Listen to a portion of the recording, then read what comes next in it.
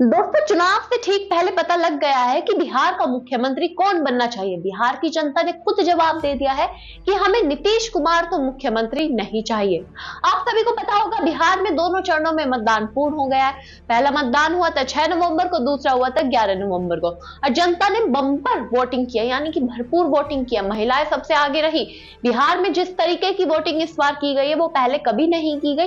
लगभग 10% जो vote percentage है इस बार बढ़ता नजर आया है। जो वोट 2020 के चुनाव में सिर्फ 58.75% थी, यानी 58% थी अराउंड, तो वही वोट परसेंटेज इस बार टर्नआउट होकर सामने आई है 68% के अराउंड। यानी कि बिहार में दोनों चरणों का मतदान अगर देखा जाए तो वो 66.78 के अराउंड निमट गया है। यानी कि 10% का जो है बढ़ोतरी देखी गई है वोट परसेंटेज में।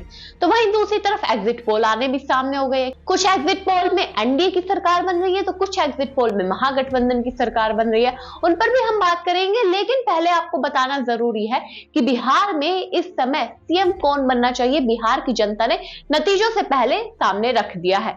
नतीजे आने 14 नवंबर को। तो इसी बीच एक पीपल पल्स की तरफ से सर्वे किया गया कि कौन बनना चाहिए बिहार का मुख्यमंत्री, जनता की पहली पसंद कौन है बिहार के मुख्यमंत्री के रूप में। तो आपको बता दें, इसमें कई चेहरे थे, 5 मुख्य चेहरे थे, लेकिन इन 5 चेहरों को छोड़कर जो लगभग 14% जनता है बिहार की, वह चाहती है कि इन 5 में से कोई न बने, कोई नया फेस सामने आना चाहिए। यानी कि बिहार की 14% जनता चाहती है कि कोई नया सीएम फेस होना चाहिए। तो इसी बीच चिराग पासवान और प्रशांत किशोर को 8% लोग चाहते हैं कि मुख्यमंत्री बनने चाहिए। हम चाहते हैं कि इन्हें मुख्यमंत्री बनना चाहिए। प्रशांत किशोर इन चुनावों में काफी ज्यादा एक्टिव रहे हैं बिहार की जनता के बीच अपनी पार्टी को लेकर, जन स्वराज पार्टी को लेकर। तो 8% जनता ही चाहती है कि हाँ भाई, प्रशांत किशोर भी मुख्यमंत्री बन जाने चाहिए। अगर हम वही बात करें सम्राट चौधरी, जो अपनी डिग्री को लेकर इन चुनावों में काफी ज्यादा घिरे हुए नजर आए जनता के बीच, चाहे वो विपक्ष घेरा हो या जनता खुद ही क्यों ना घेरा हो, उन्हें सिर्फ 6% जनता चाहती है कि सम्राट चौधरी को भी मुख्यमंत्री बनने का एक मौका मिलना चाहिए। अब जो कड़ी टक्कर है वो है तेजस्वी यादव और नीतीश कुमार के बीच। अब लोग सोच रहे हैं कि नीतीश कुमार को बीजेपी दोबारा मुख्यमंत्री बनाएगी।